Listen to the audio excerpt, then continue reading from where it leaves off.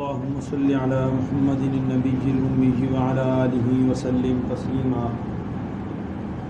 أعوذ بالله من الشيطان الرجيم. بسم الله الرحمن الرحيم. قل يا أهل الكتاب لا تغلوا في دينكم غير الحق ولا تتبعوا أهواء قوم قد ضلوا من قبل وأضلوا كثيرا وضلوا عن سواء السبيل. لعن الذين كفروا من بني إسرائيل على لسان داود وعيسى بن مريم ذلك بما عصوا وكانوا يعتدون. ترجمہ: اے محمد صلی اللہ علیہ وسلم، آپ فرما دیجئے، اے اہل کتاب، تم اپنے دین کی بات میں مبالغہ مت کرو ناحق کا، اور تم مت چلو ایسے لوگوں کے خیالات پر جو پہلے ہی گمراہ ہو چکے ہیں اور بہت سے لوگوں کو گمراہ کر چکے ہیں اور سیدھے راستے سے بہک چکے ہیں۔ بنی اسرائیل کے کافروں پر لعنت کی گئی، حضرت داؤد علیہ السلام کی زبان پر اور عیسیٰ بن مریم علیہ السلام کی زبان پر، یہ اس وجہ سے کہ وہ نافرمان ہوئے اور وہ حد سے گزر چکے تھے۔ تو گزشتہ درس قرآن کے اندر اللہ رب العزت نے یہود اور نصارہ کی، بالخصوص نصارہ کی ایک سرکشی کو، ظلم و ستم کو بیان کیا تھا۔ آج یہاں سے پھر جو ہے ان کی ایک سرکشی کو بیان کیا جا رہا ہے۔ بار بار آپ بھی کہتے ہوں گے کہ یہود و نصارہ کا تذکرہ بار بار کیوں آ رہا ہے؟ اصل میں یہ دو قومیں ہی ایسی ضدی تھیں اور جنہوں نے پوری چوٹی کا زور لگا کے جناب رسول اللہ صلی اللہ علیہ وسلم کی مخالفت کی اور اسلام کی مخالفت کی۔ اس لیے اللہ تعالیٰ نے بھی کھول کھول کے ان کی سرکشیوں کو، ان کی زیادتیوں کو، ان کے ظلم و ستم کو، ان کے عقائد کو اللہ تعالیٰ نے بیان کیا کہ کس طرح جو ہے انہوں نے کھول کے اسلام کی مخالفت کی۔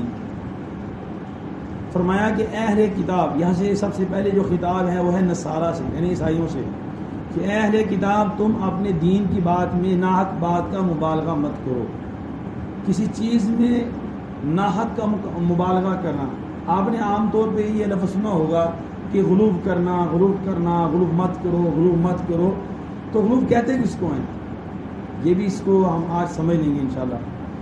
کہتے ہیں کہ کسی عمل اور اعتقاد میں دین کی بیان کی ہوئی حدود سے آگے بڑھ جانے کا نام غلو ہے۔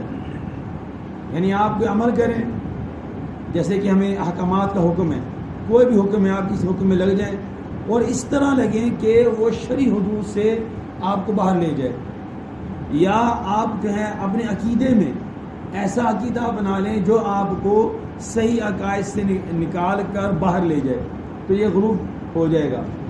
اب یہاں پر جو عیسائی لوگ تھے، ان کا دین میں غلو کیا تھا؟ سب سے پہلا غلو تو یہ تھا کہ انہوں نے کہا کہ عیسیٰ علیہ السلام اللہ ہیں۔ سب سے پہلا غلو تو انہوں نے یہ کیا، ان کو ہی اللہ تعالیٰ ان کو ہی خدا مان لیا۔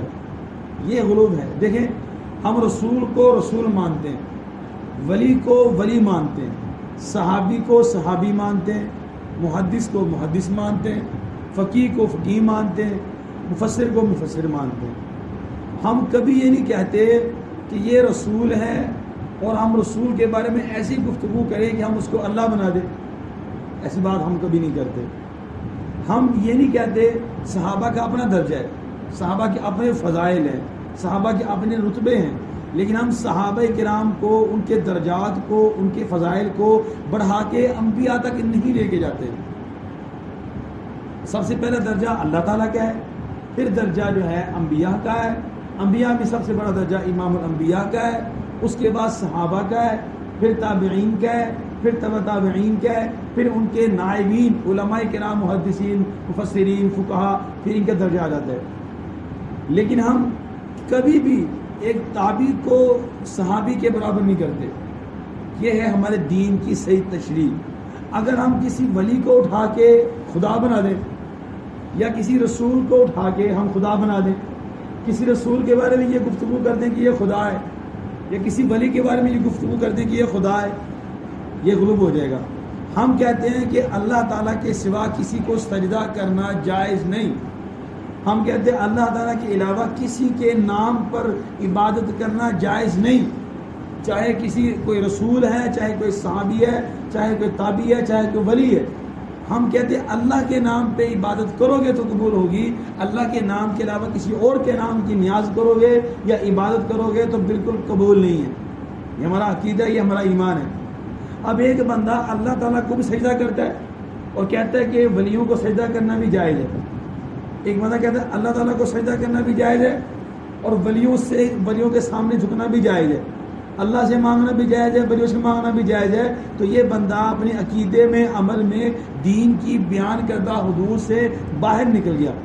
اس بندے کے گمراہ ہونے میں، بلکہ میں کہتا ہوں کہ اس بندے کے اگر وہ اس کو اعتقاد سمجھ کے، ایمان سمجھ کے سجدہ کر رہا ہے تو اس کے کافر ہونے میں بھی شک کوئی نہیں ہے۔ تو ہر چیز کو اپنی حدود پہ رکھنا ضروری ہے۔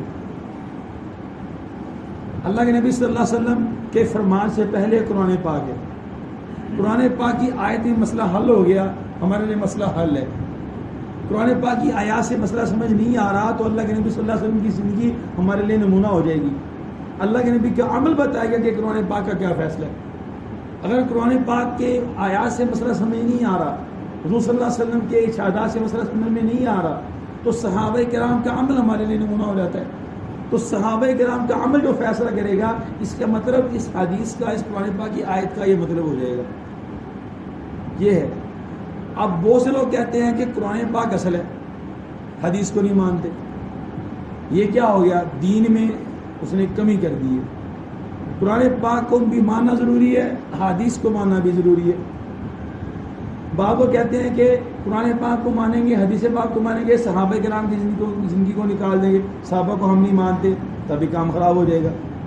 تو کسی قسم کی دین کے اندر زیادتی یا کسی قسم کا دین کے اندر کمی یہ برداشت نہیں ہے۔ جو بیان کردہ احکامات ہیں، جتنے بیان کیے ہیں وہ اتنے ہی رہیں گے، اسے نہ کم کر سکتے ہیں نہ زیادہ کر سکتے ہیں۔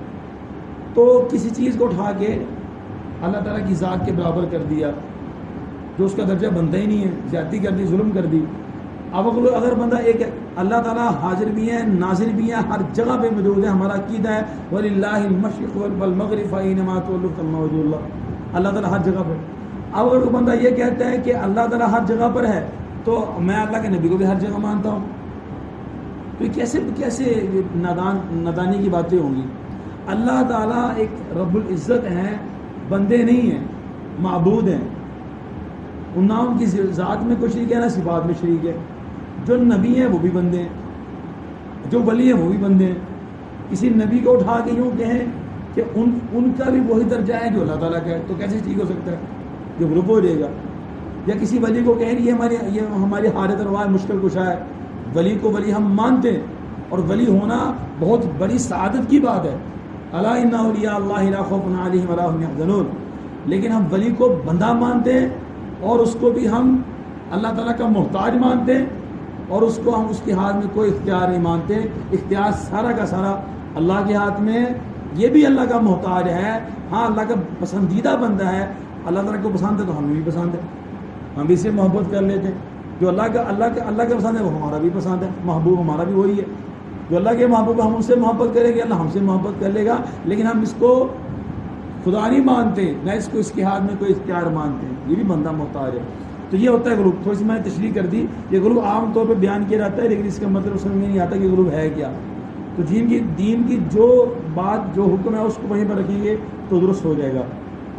آگے فرماتے ہیں غیر الحق کی، نہ حق بات کا اضافہ کرتے ہیں، یعنی اگر حق بات کو بیان کرتے ہوئے مبالغہ کر دیا جائے تو وہ پھر غلوب کے اندر شمار نہیں ہوگا۔ مثال کے طور پہ ایک بندہ اللہ تعالیٰ کی تعریف بیان کرنی شروع کرتا ہے، تعریف بیان کیے جا رہا ہے، صبح بھی، شام بھی، دوپہر بھی، رات کو بھی اللہ تعالیٰ کی تعریف بیان کیے جا رہا ہے، اتنی بیان کی، اتنے مختلف انداز سے بیان کی کہ لوگ کہتے ہیں دیکھو یار اللہ تعالیٰ کی تعریف میں کتنا غلوب کر گیا۔ تو یہ غلوب منع نہیں ہے۔ اللہ تعالیٰ کی تعریف میں جو اس نے تعریف کے الفاظ بولے جو اضافہ کیا تعریف کے الفاظ میں، اس نے کفری الفاظ نہیں کہے بلکہ اللہ تعالیٰ کی صفات بیان کی ہیں، تو یہ غلو برا نہیں ہے، اچھا ہے۔ اللہ کے نبی صلی اللہ علیہ وسلم کی تعریف میں کوئی بندہ اللہ کے نبی کی سیرت بیان کرتا ہے، سیرت بیان کیا جا رہا ہے، صبح شام دوپہر، صبح شام دوپہر، اٹھتے بیٹھتے سیرت بیان، وہ لوگ کہتے ہیں یار یہ بندہ دیکھو کیسا مجنون ہو گیا، یہ تو اللہ کے نبی کی شان میں غلو کر رہا ہے۔ غلو تب ہوتا جب اللہ کے نبی کو خدا مانتا، وہ تو کہہ رہا ہے کہ اللہ کے بندے ہیں، اللہ کے رسول ہے، وہ تو طٰہٰ ہے، وہ تو یاسین ہے، وہ تو مزمل ہے، وہ تو مدثر ہے، تو اس سے تعریف بیان کرنا کہتے ہیں، اس کو غلو کرنا نہیں کہتے۔ یا اسی طرح ایک بندہ نماز پڑھتا ہے تو نماز جب دیکھو یار مسجد کے اندر آگے نفل پڑھنے شروع کر دیتا ہے، نماز پڑھے جا رہا ہے، نماز پڑھے جا رہا ہے، روزے رکھے جا رہا ہے، روزے رکھے جا رہا ہے، قرآن پاک کی تلاوت کیے جا رہا ہے، ہاتھ میں تسبیح پکڑی ہے، سوئے لیٹے بیٹھے اس کی زبان میں ذکر جاری ہے، تو لوگ تو کہتے ہیں یہ غلو کر گیا۔ یہ غلو نہیں ہے، بلکہ اللہ تعالیٰ کی اذکار میں، عبادت میں اس نے زیادتی کی ہے۔ اس کو جو غلو جو منع ہے، اس کو اس غلو کے اندر شمار نہیں کیا جائے گا۔ جس غلو کی وجہ سے بندہ گمراہ ہو جائے یا جس غلو کی وجہ سے بندہ کافر ہو جائے، اس کو غلو شمار نہیں کیا جاتا۔ پھر اگلی بات یہ ہے کہ اللہ تک پہنچنے کے صرف دو راستے ہیں، صرف دو راستے ہیں، ایک ہے کتاب اللہ، ایک ہے رجال اللہ۔ تمام دین کا خلاصہ دو چیزیں، کتاب اللہ، رجال اللہ۔ یا تو اللہ تعالیٰ کو بندہ سمجھتا ہے کتاب اللہ سے، اللہ تعالیٰ نے جتنی بھی کتابیں اتاری ہیں ان کتاب پڑھ کے بندہ اللہ تعالیٰ کو پہچان جاتا ہے۔ دوسرا ہے رجال اللہ۔ اب رجال اللہ کے اندر کون کون شامل ہے؟ سب سے پہلے انبیاء علیہم السلام کا اللہ تعالیٰ۔ اچھا، آج بھی دنیا کے اندر بڑی سے بڑی کتاب بندہ خود نہیں سمجھ سکتا، اس کو سمجھانے کے لیے کسی استاد کی ضرورت ہوتی ہے جو سمجھاتا ہے کہ اس کتاب میں یہ لکھا ہے، اس کا یہ مطلب ہے۔ تو اللہ تعالیٰ کی کتاب کو سمجھانے کے لیے ذاتی بات ہے، اللہ تعالیٰ کے نمائندے ہی ضروری ہوں گے، تو وہ نمائندے سب سے پہلے کون ہے؟ انبیاء علیہ السلام۔ تو یہ دو ہی چیز۔ اب انبیاء علیہ السلام کے بعد کون نمائندے؟ صحابہ، پھر تابعین، تبع تابعین، پھر اس کے بعد اس امت کے وارثین یعنی علماء کرام،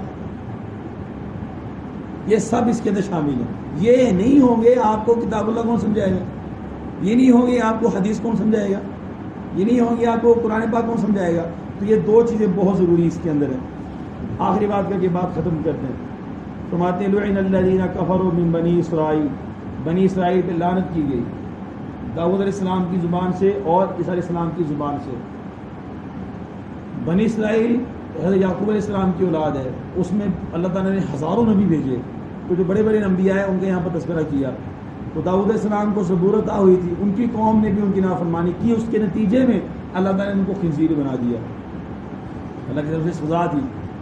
اور عیسائیوں نے حضرت عیسیٰ علیہ السلام کی مخالفت کی، تو اللہ تعالیٰ نے سزا کے اندر ان کو بندر بنا دیا۔ اچھا، پھر کچھ لوگ، ایک بات ذہن میں آ گئی، کچھ لوگ کہتے ہیں جو آج بندر ہے نا، یہ اصل میں انسان تھے۔ یہ ایک اللہ تعالیٰ کی مخلوق کے بارے میں نکتہ چنی والی باتیں کرتے، وہ کہہ رہے ہیں جو آج ایک بندر تھے نا، یہ پہلے انسان تھے، تو اللہ تعالیٰ نے ان کو مسخ کر کے بندر بنا دیا۔ یہ بات نہیں ہے، اللہ تعالیٰ کی طرف سے آئی ہوئی عذاب کی کوئی شکل کبھی بات نہیں رہتی ہے۔ یہ وہ بندر نہیں ہے کہ جو اللہ تعالیٰ نے انسانوں سے بندر بنا دیے تھے، اللہ تعالیٰ نے ان کو سزا دی تھی، سزا دینے کے بعد ان کو ختم کر دیا تھا۔ یہ ایک ویسے ہی اللہ تعالیٰ کی بنائی ہوئی مخلوق جانوروں میں سے ایک جانور ہے، وہ تو سزا تو اس لیے دی تاکہ لوگوں کو تنبیہ ہو جائے اللہ تعالیٰ ہر چیز پہ کرنے پر قادر ہے، لیکن اس کا مطلب یہ نہ سمجھا جائے کہ پتہ نہیں یہ جو ہے وہ اصل میں انسان تھے تو انسانوں سے بدل کے یہ بندر ہو گئے۔ آج کل ہمارے کچھ اسکولوں کے اندر کچھ کتابیں ہیں اس میں یہ چیزیں پڑھائی جاتی ہیں جو اسلام کے بھی مخالف ہے، دین کے بھی مخالف باتیں یہ والی، اس کا اس سے کوئی تعلق نہیں ہے۔ تو پھر ان کی زبانیں اللہ تعالیٰ نے لعنت کی، ان کو تباہ و برباد کیا۔ تو پھر اللہ کے نبی صلی اللہ علیہ وسلم کی زبانی فلعنت اللہ علی الکافرین، قرآن پاک میں آیت اٹھا کر پھر کافر پہ لعنت کر دی۔ سیدھی سی بات ہے، اللہ کو مانے، جو آنے والا نبی اس کی بات مانے، جو اس کی تعلیمات اس کو مانے، زندگی بھی خوشگوار، آخرت بھی خوشگوار۔ تو اللہ سے دعا ہے کہ اللہ جل شانہ ہم سب کو عمل کرنے کی توفیق عطا فرمائے۔ بسم اللہ الرحمن الرحیم، اللہم انت السلام ومنک السلام، تبارک ربنا وتعالیت یا ذا الجلال والاکرام، اللہم اہدنا واہد بنا واجعلنا صوبا لمن اہتدی، صلی اللہ علی النبی الکریم وعلی آلہ واصحابہ اجمعین۔